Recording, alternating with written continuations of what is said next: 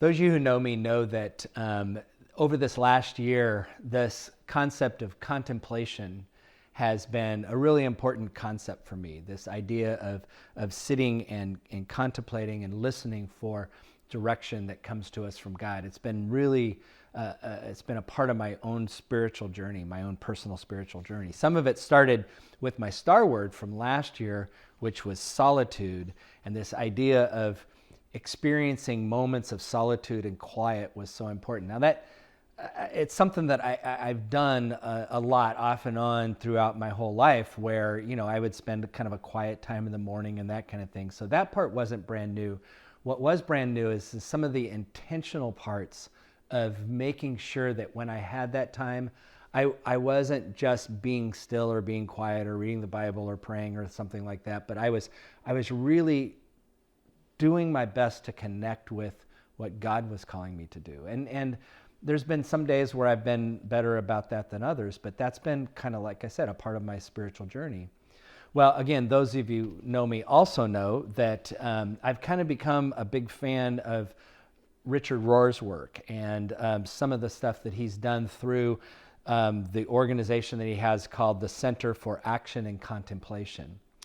And right there in the name is that word, contemplation.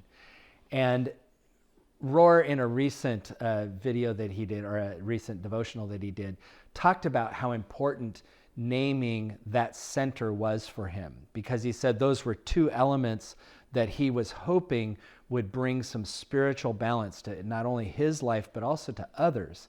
Because this idea of being people of action, but also people of contemplation, sometimes is experienced as an either or.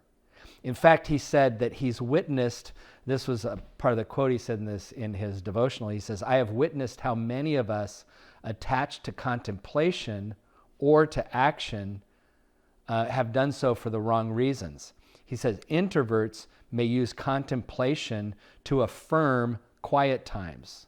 Those with the luxury of free time sometimes use it for what he calls navel gazing," right? That's what contemplation has been used for introverts. He says, on the other hand, some activists see our call to action as affirming their particular agenda and not much else.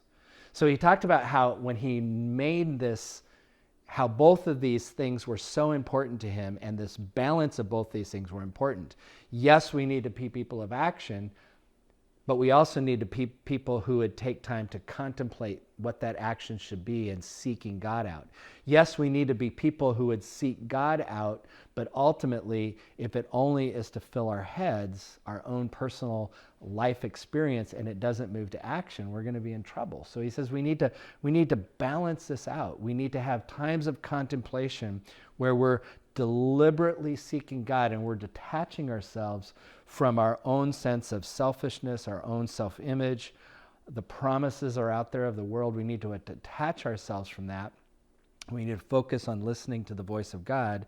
And by action, we need to take these decisive moments of engaging ourselves and our gifts in the world. And so the more he talked about that, the more I thought, that kind of spiritual balance is the spiritual balance that I think we see in Jesus, and yet at the same time was a spiritual balance that was not always appreciated by his disciples.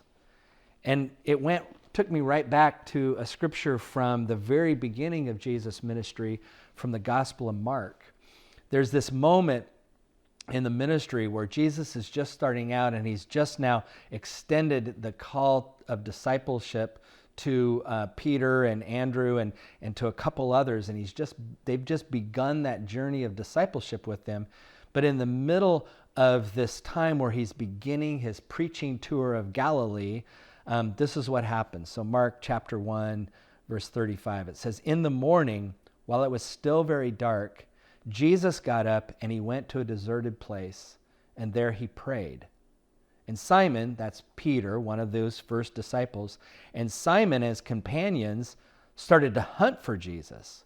When they found him, they said to him, 'Everyone is searching for you.' Jesus answered, 'Let's go on to the neighboring towns so that we may proclaim the message there also. For that is what I came to do.' and then they go out. So right there you see that balance. I mean, here's Andrew. Here's Peter, Simon Peter, and he's like, everybody's looking for you. You got to be out there. You got to be a person of action. You got to be out there doing these things because everybody's looking for you. Everybody needs your action.